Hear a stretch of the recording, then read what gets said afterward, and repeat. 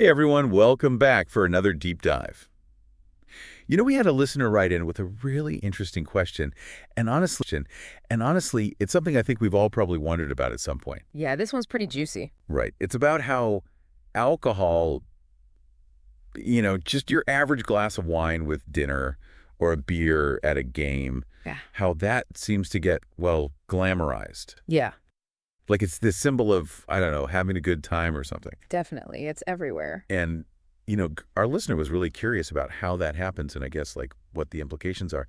I got to say, after looking through everything, there's a lot to unpack here. Oh, absolutely. And it goes way deeper than you might think. So, like, where do we even start? Let's see. Oh, this study about how alcohol shows up in movies was kind of mind-blowing.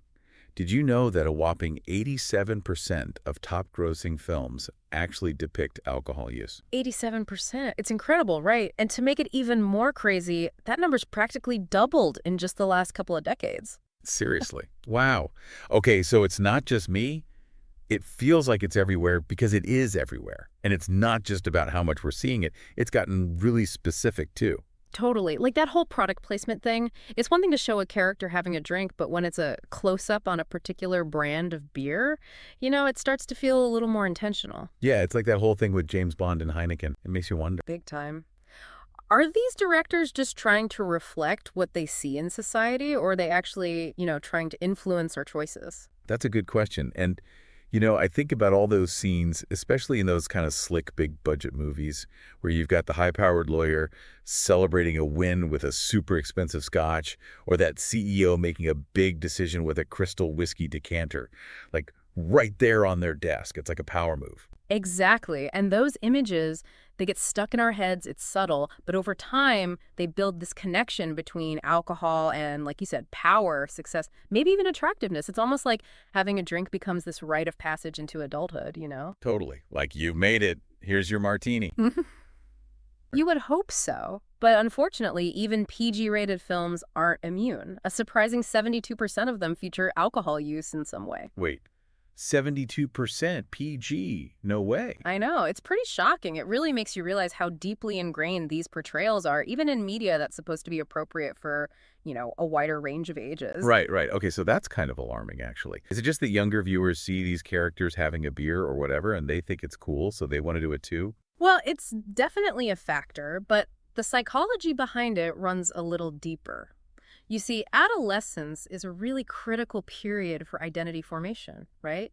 Teens are figuring out who they are, who they want to be, and they're super sensitive to social cues and what's considered normal or desirable. So when they see their favorite actors or characters drinking, it creates this subconscious association in their minds.